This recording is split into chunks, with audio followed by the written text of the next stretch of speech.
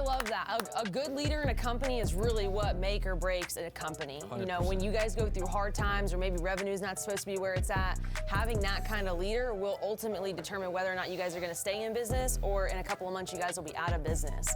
And I came from a lot of companies that we both did that didn't have great leaders, people that put you down, people that talked to you like shit, didn't give you the right tools, didn't give you the right training, and that sucked for a while. And then you know, Andy kind of went through the same mission of just like bad leader after bad leader after bad leader, bad mentors, to where he was like, I can't get a company to act like I want to be able to be into. So he was like, I'll just build what it is that I want. And that's kind of where the Elliot Group came from. He was like, if people aren't going to have high energy, they're not going to love what they do, if they're not going to be passionate, he was like, I'll just build a company that has all that in it instead of trying to find it for myself. So I guess we'll kind of give you a little bit of background about us. We do kind of have an insane story. We don't usually share our story in stores, but I feel like since Tim brought it up, maybe we should share our story a little bit. Yeah, I think the main point of Maria and I's story is it doesn't take a lot of time to change. And a lot of people, I think they think too much about changing, and they think too much about like the process and what it looks like, as opposed to just like starting and committing to it. And that's really what Maria and I did. Because a lot of people think like, who in here wants to make a lot of money? Probably everybody, right? Yeah. And so like, what does that even mean to you? Is that $100,000? Is it 200? Is it 5? Is it $1 million? Like, what does that even look like for everybody? And so like, we always had these big ass goals, but I had a problem with like thinking about the steps of how to get there. And then when I would do that, I would be like, fuck, it's so far away. And I would almost like nag myself out about it. And so finally Maria was like, she literally sabotaged me, because we wanted to go to this event, right? And I was in sales for 1 year, and that was it, just 1 year in sales. She had never sold before, and I was a big Brad Lee follower. I don't know if anybody listens to Brad or anything like that, but I listened to his podcast every single day because I had a lot of time on the road. And he released an episode talking about an event that he had in Vegas, and I sent it to Maria, and I was like, babe, I want to go check out this event. Because I did pretty good my first year in sales, but I just love people, and I love helping people solve problems, and I feel like that's where my early success came from. And so I was like, well, damn, if I just did this good without a mentor, without a coach, like what could happen? Again, just thinking bigger, what could happen if I had someone like come in and show me exactly what to do? Because I was just winging it. I just, again, love people. And I sent her this event, and I'm still being like super like small-minded about it. I'm like, let's just get general admission tickets. They were like $300 or something like that. We had never done anything like this before in our life.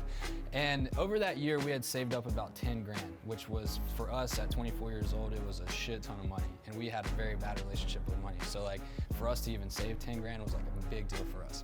So I was already worrying about like dipping into savings and stuff and everything. And so Maria calls me back later that day, and she was like, so what are you thinking about the event? I'm like, yeah, I think I still want to do it, but I don't know if we should get like the VIP tickets or whatever. And so there was 3 tickets. There was $300, $1,800, and then like 6 grand or something like that. And so she calls me back, and she's like, hey, I just spent all of our money. And I was like, wait, what?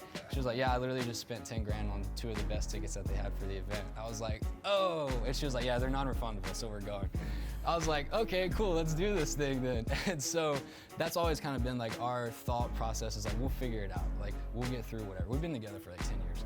And so fast forward, we go to the event, we're broke as shit. We literally had to like put our flight and hotel on a credit card because we just dropped all of our money on this thing. And Andy wasn't even supposed to speak at the event. He filled in for someone else that I actually really wanted to go see. So we had no idea who this guy was or anything. And after hearing him speak for the first time, it literally changed our life. We were like, who is this guy? Like, how does the world not know who this guy is yet? And so we literally, like, I walk up to Andy as soon as he comes off stage, think to the seats that we had gotten, and because like we were literally right there. And so the first conversation that I have with him, he asked me right out of the gate. I'd never talked to him before. I was like, hey, I gotta be straight up. 24 hours ago, I didn't even know you existed. I was like, after hearing you speak, like, I wanna learn anything I can from you. His first thing out of his mouth, he was like, what's your problem? And I was like, oh shit, I wasn't expecting that. And so the first thing that popped in my head was like, I smoke pot every day. Because I was like, I didn't think it was a problem, but I was literally stoned all day, 24/7 for like probably 9 years of our relationship. And so that was the first thing that popped in my head, and I was like, I smoke pot every day. And he was like, all right, from here on forward, like if you want to work with me, you're done with that. I was like, okay. And he was like, can you commit to that? I was like, yeah, fuck it, like I don't need it, whatever. So she didn't believe me, because I had tried to stop a few times before that, but like something about hearing it from Andy, I was like, damn, like this dude's right.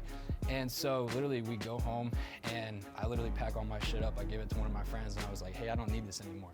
found out I really didn't have friends because people only hung out with me because I smoked with them. So that really audited my circle that I had, which was really cool. But while we were at the event, there was another offer. There was a $10,000 coaching offer from Andy, and I was like, fuck, like I really want to do that. And so I told Maria, I was like, babe, I want to do that. And she was like, we don't have any money. Like I was like, it's all right, we'll figure it out. So I literally called my bank and I'm explaining to them like what I'm doing, and they're like, all right, so you need 10 grand? And I was like, yeah. And they're like, okay, well, you guys have been good with us. Like we have a good relationship. We'll loan you the 10 grand. I was like, cool, awesome. So I literally go up, spend that 10 grand. So now we're like minus 10 in one weekend. And then literally like I stayed in touch with Andy for like a month after that event. And whenever I texted him, I was like, hey man, it's been a month since I smoked. Like I owe you everything. Like I've never been able to go this long before, whatever. I was on fire at work. We were on fire in our relationship. And he called me and he was like, hey, I want you on my team. And I was like, what does that even mean? He was like, well, you need to move to Scottsdale. And I was like, oh shit. So we live in North Carolina at the time. And so I was like, okay, let me talk with my wife. Like give us 6 weeks or so to like figure shit out. We gotta sell our house, whatever. And then literally like 10 days later, we had all our shit packed up. The house was on the market. We were driving across the country. We were like, we're going all in and committing to this. And she wasn't even in sales. She was just like along for the ride, like at this point. And just to let you know, like this story was a year and a half ago, okay? And so now like us being with Andy, she had to basically like close Andy and Jackie on even letting her work with us because it was just me that was working initially. So now we work together as a team, which is super cool. And just literally like with Maria having no experience, having no sales background at all, it just goes to show you like what proximity to like other people that are like high level players can do for you. Because now Maria is like one of the top producers in Andy's company. And I think because she went into it with a mindset of just because I don't know this yet doesn't mean I can't learn it. And she's willing to learn faster than anybody else. That's why she has the success that she has. So that's basically like our little story in a nutshell. So everybody shout out Tim.